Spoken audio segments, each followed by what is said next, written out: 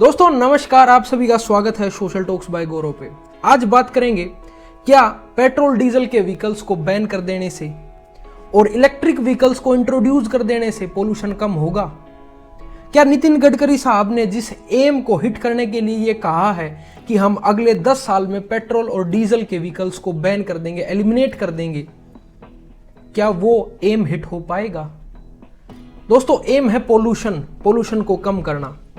Pollution को कम करने के लिए ही पेट्रोल और डीजल के व्हीकल्स को एलिमिनेट किया जा रहा है।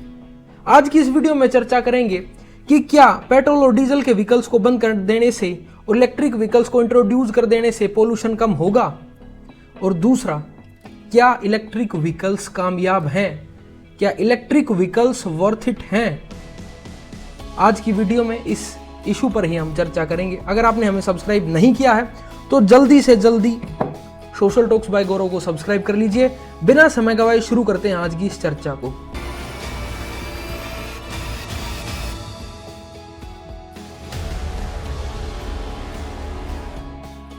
दोस्तों सबसे पहले बात करते हैं cost of EVs, electric vehicles की कॉस्ट के बारे में। फिर उसके बाद बात करेंगे इलेक्ट्रिसिटी जनरेशन के बारे में।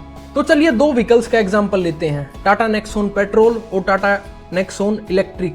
दोस्तों टाटा नेक्सॉन पेट्रोल 8 लाख रुपए की आती है, वहीं दूसरी तरफ टाटा नेक्सॉन ईवी 15 लाख की आती है। दोनों में 7 लाख का डिफरेंस है। ये मानते हैं कि आप हर रोज 60 किलोमीटर गाड़ी चलाते हैं और 30 दिन में आपकी गाड़ी 1800 किलोमीटर चल गई, यानी पूरे महीने में आपकी गाड़ी 1800 किलोमीटर चली। 12 महीने में आपकी गाड़ी चलेगी 21,600 किलोमीटर, यानी पूरे साल में 21,600 किलोमीटर आपकी गाड़ी चली। सपोज करते हैं कि आपने उस व्हीकल को 6 साल तक यूज किया। उन 6 सालों में आपकी गाड़ी 1,29,000 किलोमीटर चली। दोस्तों टाटा कंपनी नेक्सॉन की एवरेज क्लेम करती है 17.44 किलोमीटर पर लीटर।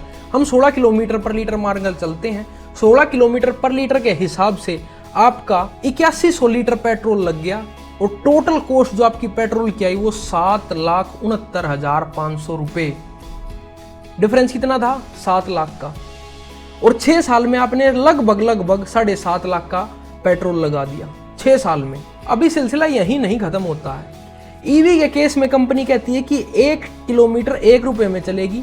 6 साल गाड़ी चली 1,29,600 किलोमीटर, कॉस्ट निकली 1,29,600 रुपए।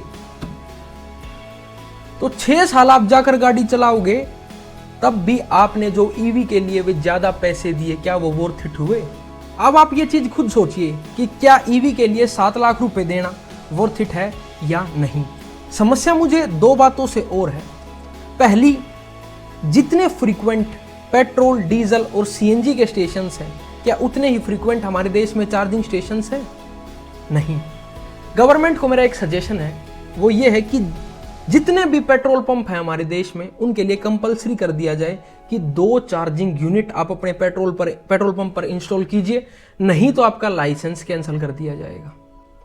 दूसरी मेन समस्या क्या है? क्या एक मिडिल क्लास आदमी 15 लाख का इलेक्ट्रिक व्हीकल ले सकता है, जहां उसको सेम व्हीकल 8 लाख में मिल रहा है, वहीं इलेक्ट्रिक व्हीकल 15 लाख का है?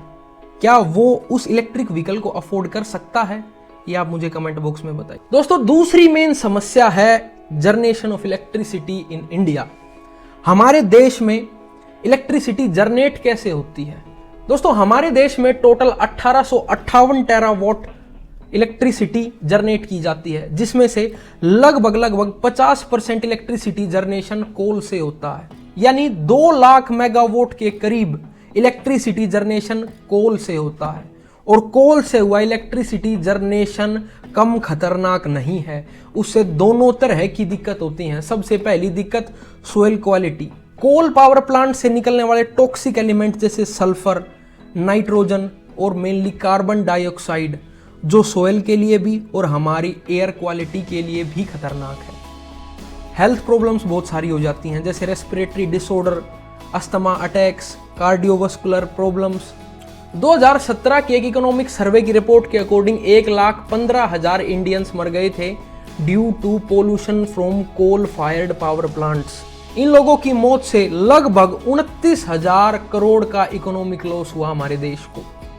मुद्दा ये नहीं है कि इलेक्ट्रिक व्हीकल्स पोल्यूशन जनरेट करेंगे या नहीं। मुद्दा ये है उन इलेक्ट्रिक व्हीकल्स को चार्ज करने के लिए जो हमारे देश में इलेक्ट्रिसिटी आती है, उस इलेक्ट्रिसिटी जनरेशन से भी पोल्यूशन हो रहा है। दोस्तों, सरकार कह रही है ये चीजें ओवरनाइट चेंज नहीं हो सकती और बिल्कुल सही है। बदलाव एक रात में नहीं आएगा, वो भी इतने बड़े लेवल पर।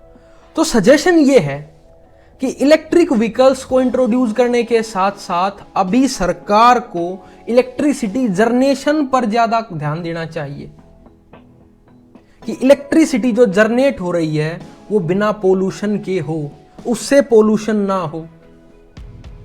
तो आप मुझे कमेंट बॉक्स में बताइए, क्या फिलहाल इलेक्ट्रिक व्हीकल लेना कॉस्ट एफिशिएंट है? दूसरा, क्या इलेक्ट्रिक व्हीकल लेने से पोल्यूशन कम होगा? आपका सजेशन बड़ा ही कीमती है। कमेंट बॉक्स खुला है, पॉलिटिक्स को एक साइड में रखते हुए कमेंट कीजिएगा। आज के लिए सिर्फ इतना ही। बाय बाय, टेक केयर, जय हिंद।